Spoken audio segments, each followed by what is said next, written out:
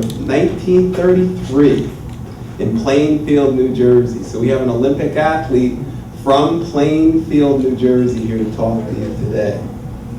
He was a decathlete in the 1950s. In 1956, he became the first African American to win the gold medal in the decathlon in the Summer Olympics. Now we heard about the Winter Olympics where you have the skiing. Oh, that's worth a clap. Go ahead, give a clap. First African American. He went to Plainfield High School. He went to Plainfield High School. He went to Indiana University. Mr. Campbell set the New Jersey state record in high and low hurdles, and in the high jump, scored 140 points as a fullback in a football game. So not only was he an Olympic athlete, he was also in one season. Okay? In 1956, in the Melbourne, Campbell won the gold medal. He narrowly missed a world record when he did that in 1956. He was also an excellent swimmer, an all-around athlete, and played in the National Football League with the Cleveland Browns and the Montreal Elites in Canada. And I'll let him tell you because the list of his accomplishments is that long. But it's my pleasure to introduce you our own from Plainfield YMCA, Mr. Milt Campbell.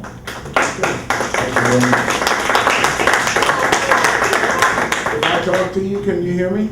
Yes. Okay, so I don't need the mic?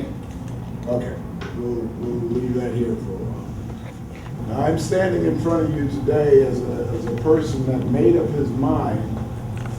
Who's 12 years old in this room? Anybody? You 12? When I was her age, at 12 years old, when I was getting beat by everybody in Plainfield, my brothers, my cousins, everybody that I could think of, I thought of being the best athlete in the world.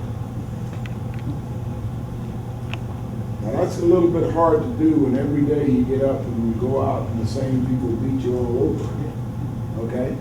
But every day, I would say to myself, I am the best athlete in the world. I didn't believe it right at the beginning, okay?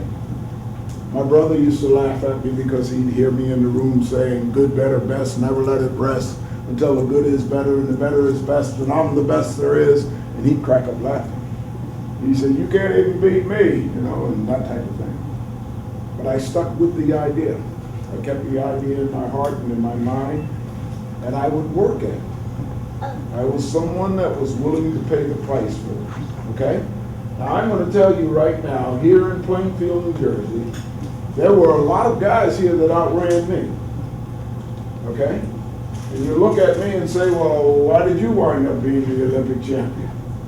I wound up being the Olympic champion because I persevered in dreaming. You know what I mean when I say persevered? I stuck with it.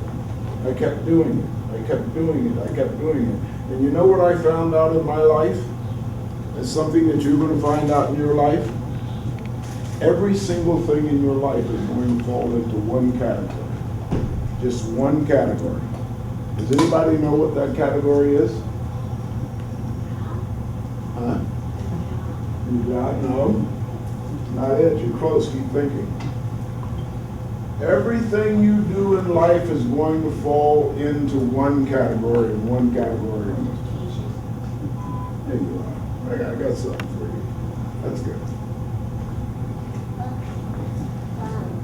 Everything in your life is going to fall into a learning experience. You hear what I'm telling you? Okay? Okay? No, that's okay. Let me say. Listen to me carefully because this is probably the most important lesson you'll ever learn in your life. Okay? Everything, every single thing you do is not going to be anything more than a learning experience. Now you're looking at a guy that got beat by everybody, but one day I learned how to win. And I perpetuated that over and over and over and over and over again until I won the big one. Okay? But I also realized there was a time when I didn't know how to win.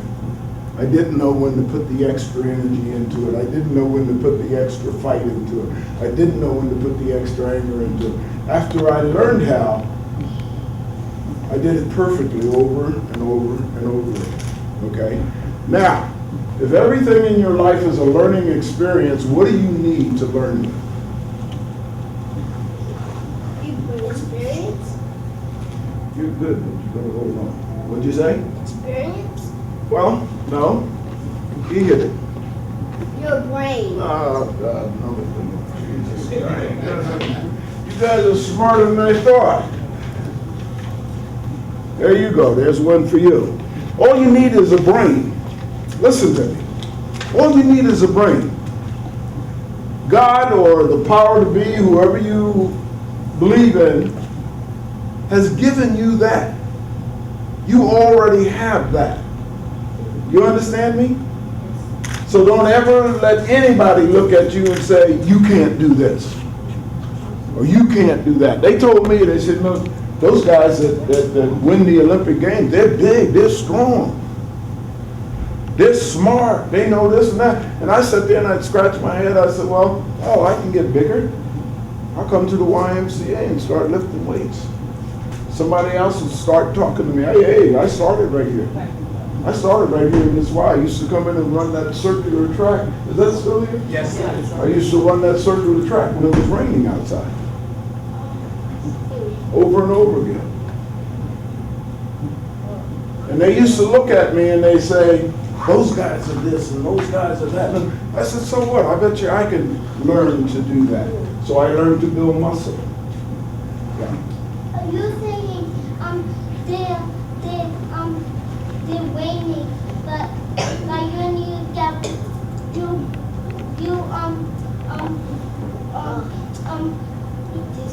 like that guy? Yeah. This guy? Doing the exercises in there? Yeah. Sure. Yeah. Yeah, they make your body stronger. They also help you mentally. So you can change.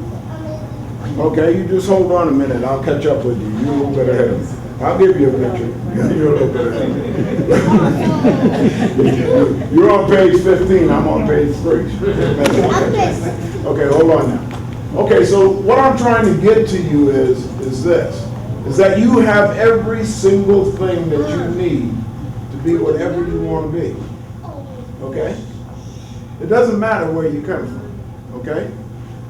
We used to have a saying a long time ago. I remember once I was running track and this guy was working out alongside of me. I didn't realize that I had to run against him.